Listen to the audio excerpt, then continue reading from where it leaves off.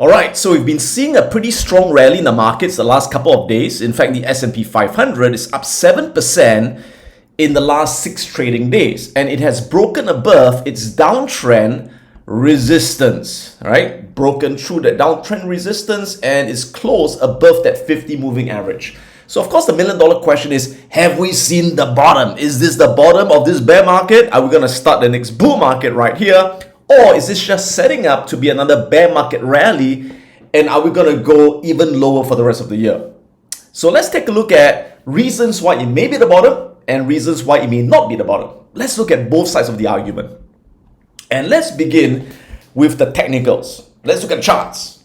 Well, the bullish development is that you can see that it has broken, the S&P 500 has broken above its 50-day moving average and above this trendline resistance. So that looks pretty bullish, but it's not a confirmed change in trend yet. Why? Because you can see that the 20 EMA, the red dotted line, is still below the 40 EMA and still below the 50 moving average. So technically, it's still on a downtrend, even though it's been rallying for the last couple of days. For me to call a change in the trend, at least for the short term, I must see the 20 EMA, this red dotted line, cross above the 40 EMA and cross above that 50 moving average. And ideally, I want to see that 50 moving average sloping up to say, hey, at least we are in a short-term uptrend. I don't see that yet. So because of that, in terms of trading, directional trades, I wouldn't take any long directional trades just yet until I've got an all-clear uptrend signal. But I have been taking some options trades like bull put spreads and cash secured puts, which are more neutral. In other words, even if the market goes sideways or goes down, they will still be profitable. I don't need the market to go up to be profitable on those credit spreads or cash secured puts. And that's why when it comes to directional trading, not just yet. But when it comes to investing, I have been buying regularly great companies, adding to my positions because those will always go up over time. So once again, to confirm a change in the short-term trend, I need to see that the 20 EMA crosses back above the 50 moving average. And to confirm the next bull market, I have to see the 50 moving average, this blue line, cross back above that 150 moving average, which is this green line, and both moving averages start sloping up. Or price crosses back above the 200 moving average and 200 moving average starts sloping up.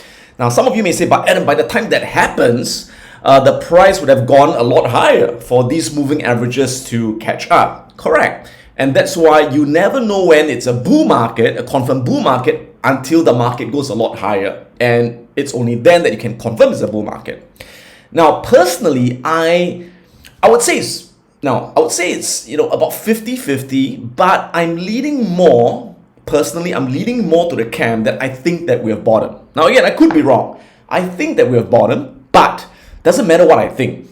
The market must confirm my thesis. And for it to confirm my thesis, like I keep saying, is that I need to see the market being able to get above those key moving averages. I need to see that 50 moving average crossing back above that 150 to confirm that bull market. And I need to definitely see a break above this next level of resistance and support, which is 4158.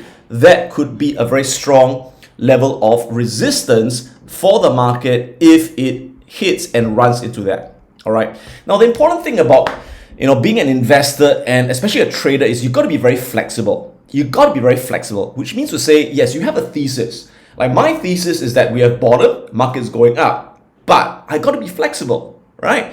If the market proves me wrong, the market rallies to 4158, can't break that resistance, I see a bearish candlestick pattern and it goes back down, what am I going to do? I'm going to short the market, right? I'm going to hold my long positions of good companies for the long run. I'm not going to sell those, but I'm going to use options to short the market so that if the market goes to another leg down, I make some money to generate extra profits to then add more of the positions in my investment portfolio.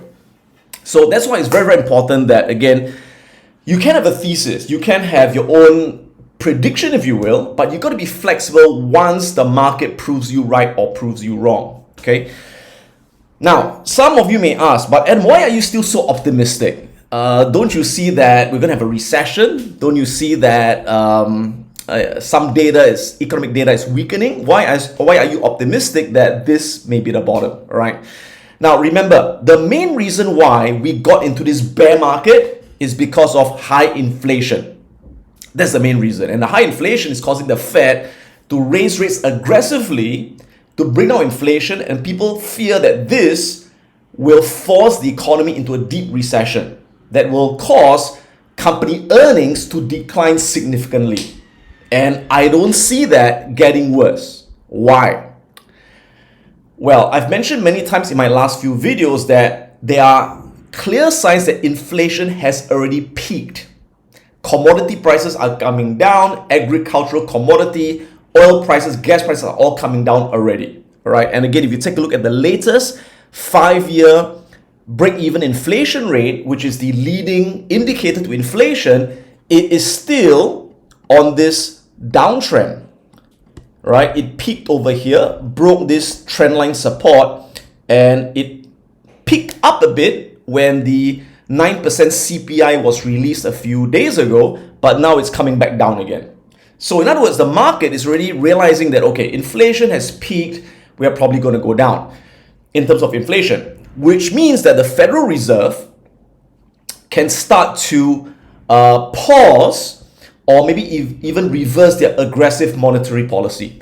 Now, for the next meeting, which is late July, coming up, I think 28 July, if I'm not wrong, the Fed is expected to raise interest rates by 0.75%, 75 basis points, and then raise it another 50 basis points and another 25 basis points. So the market has priced in the fact that the Fed will raise interest rates to 3% by the end of the year. That is already priced into the markets. So if the Fed does that, or if the Fed reverses from that, hallelujah, the market will continue rallying. All right, the market will only crash from here if the Fed is more aggressive than what people expect. In other words, if the Fed raises interest rates more than 3% this year, then, well, I'm sorry, I was wrong, the market's going to crash.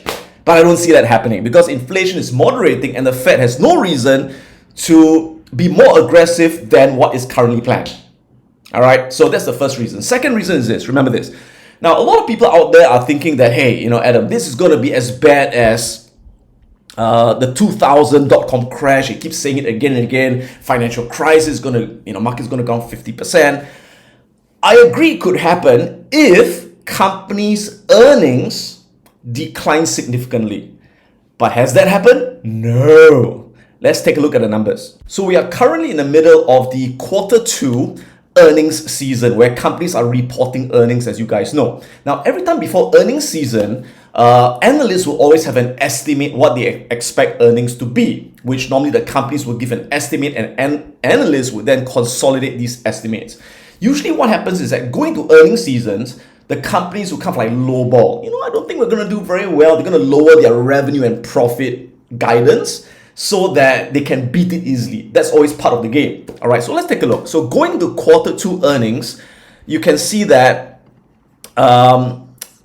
analysts expect the S&P 500 collectively to report earnings growth of 4.2%. This is across all industries, all sectors, right? Now, specifically, you can see that these are the sectors where they expect earnings decline. Financials are expected to decline 25%. That's the expectation. Consumer discretionary decline 11%. Utilities down 9.8%.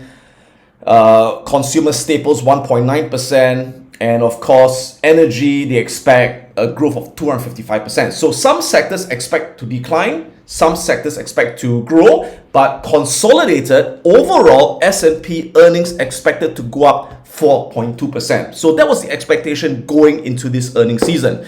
So far, we've had quite a number of companies announcing earnings already. And have they beat this estimate? Well, let's take a look. So you can see that so far for Q2 of the companies that have reported so far, 80% of them have reported positive earnings surprise, which means that they report earnings and revenue better than expected, 80%.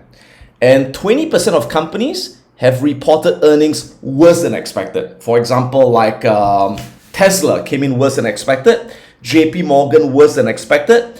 We had Domino's Pizza worse than expected. And most recently, last night, Snapchat came in really horrible results, right? They were expecting 18% growth. They came in flat. And that's why Snapchat and the media companies were down after hours. And right now, the futures are slightly down, but we'll talk more about that later on.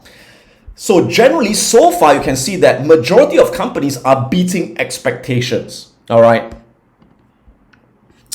Now, again, people are saying, Adam, could we have this 2000 market crash, recession, or 2008 financial crisis crash? Yes, we could if company earnings fall. You can see this was back in 2008 financial crisis. This was the 2000 dot-com crash. So you can see at that time, the company earnings of the S&P 500 fell to about 25 to 30% decline.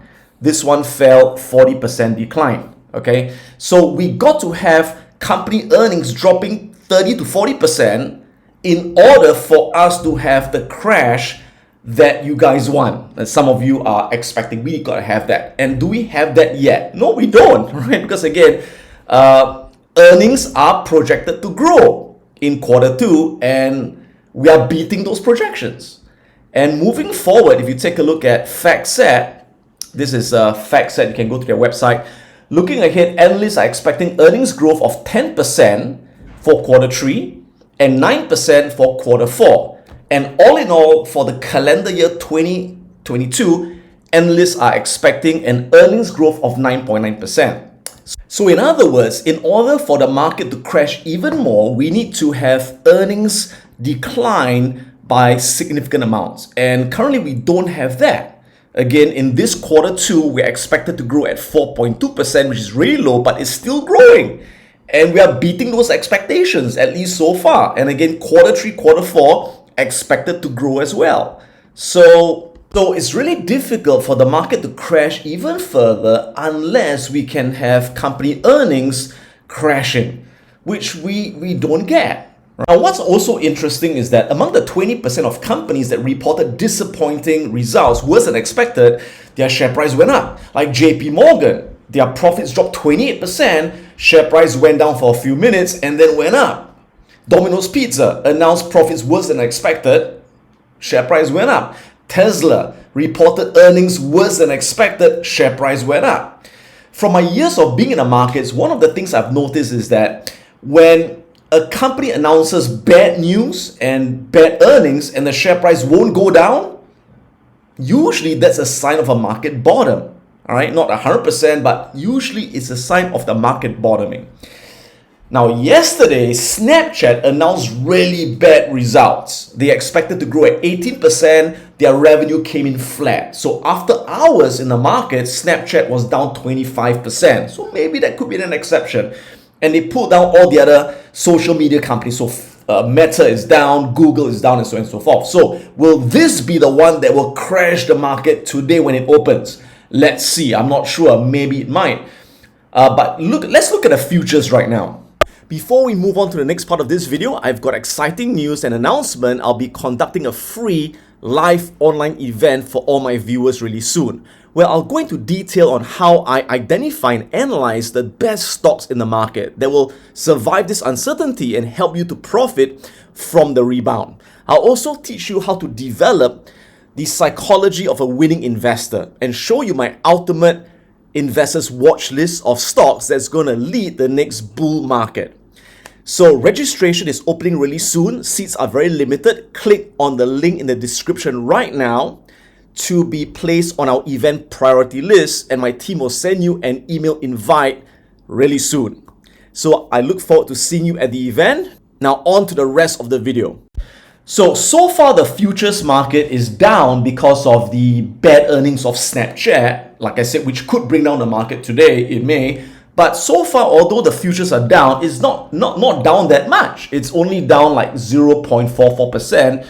And in the grand scheme of the price action, it just looks like a little pause in the price action, right? I mean, if we get a big red candle, like a bearish engulfing candle, then yeah, maybe it might go back down. But right now, it's just a small red candle that doesn't seem that threatening, at least not now. Let's look at the Nasdaq futures. So Nasdaq futures, not too bad, down 0.8%. And again, after this very strong rally above that 50 moving average, having a pause, there's nothing wrong with having a pause, right? Again, if we break back below this 50 moving average, then sure, maybe we're going to go back down again. But again, as long as we can hold above this 50 moving average, even if we get a bit of a pullback, we get a retracement to that 50 moving average, and if that 50 can act as a support level, then hallelujah, we could see a really, really strong bull market in development. So as you can see, there are two sides of the argument. Yeah, this could be the market bottom. We could be developing into a eventual bull market, or this could simply be just a bear market rally that takes us to a couple of points higher, and then we crash to new lows. So I'm curious, what do you guys think? Is this a bull market or simply a bear market rally? Leave your comments in this video right here. And I'd like to see how many of you are bullish and how many of you are bearish. And the funny thing is this: if I find that in the comment section there are a lot more people who are bearish than bullish, then I'm going to be even more bullish. If there are more people who are bullish than bearish, then I'm going to get bearish, right? Why? Because always remember that the market tends to always go the opposite of what the majority expects. So if the majority of people are expecting a bear market rally, then it's going to be a bull market. It always goes against the general expectations. And again, if you study the psychology of the market cycle, you learn that based on all the past bear market bottoms, right? Every time the bear market bottoms, during the initial rally, there's always disbelief. The general public will always not believe it. They'll always be skeptical. Say, this is a sucker's rally. It's going to crash, it's going to crash, it's going to crash, right? That's what everyone thinks. There's a saying on Wall Street that a bull climbs a wall of worry. That a bull market is always born on pessimism. A bull market always generates a momentum on bad news. Okay? So that's why I keep saying that the more that people think that this is going to crash, the more the market's going to go up. So we'll see from the survey. So leave your comments in the video. I want to find out, are more of you bearish and more of you, or are more of you bullish? Now, the last thing I want to talk about is something really important, which is your attitude. Now, it doesn't matter whether you're bullish or whether you're bearish right now. It really doesn't matter. What matters is that you got to be flexible. You got to have an open mind to change your investment or trading strategy as the market develops. You see, I find that the problem is that there are a lot of people who are evangelists in a certain mindset. Like some people, they are always bearish. To them, it's like, no, the market will crash. The market will crash. They are extremely bearish and nothing can change their minds. And that's very dangerous because this is what happened back in 2020. I remember during this time when the market was crashing away, and right at the bottom, I said, hey, you know what? I had this indicator that indicated the market was oversold. And at this point of time, if you recall, I posted on YouTube that the bull market has begun. Now, why did I say that? Because of the price action. The price action told me that the market had reversed based on all these indicators. So I started to go long. I opened up long trades. I started buying, right? But then there were some people who were so fixated and say, no, it is a bear market, it's a bear market, right? And as the market kept going up, they say, it's a bear market, it's a bear market, it's a bear market, it's a bear market. So what happens if you keep being stubborn and you only think it's a bear market? Even when the market proves you wrong, even though you see clear higher highs and higher lows, even though you see the moving averages going up, you will never get into the market. And you miss out on that opportunity. Or worse, if you were short the market, you get killed, right? Now, the opposite is true as well. So if you are bullish like me, like I'm bullish, I think that the market may have bottomed. Good reason it could have bottomed. And I believe that, hey, the market's going to go back up. It's also wrong, or it's also bad for me to be very stubborn. So imagine if the market, goes back down right here, crashes and say, no, it's a bull market, it's a bull market, it's a bull market. That's also really stupid, right? So I can't be stubborn. If the market goes back down again, then I got to be flexible. I got to start shorting the market, right? Now, for my investments, I won't sell because those are good companies. I'll hold them for the long run, but I will use options to hedge my portfolio. I'll buy bear put spreads, I'll sell covered calls, I'll short the market using futures. So my point is this. My point is, don't be a SIF lot. The SIF only deal in absolutes. They always believe it's either a bull or bear, and they get stuck and entrenched and they dig into their positions, and that is very dangerous. What's important is to have a belief, right? But be flexible to change your mind and to adapt your strategy as the market unfolds. And that's what I want to say in this video. Hope you enjoyed it. May the markets be with you, and let's see how it develops together.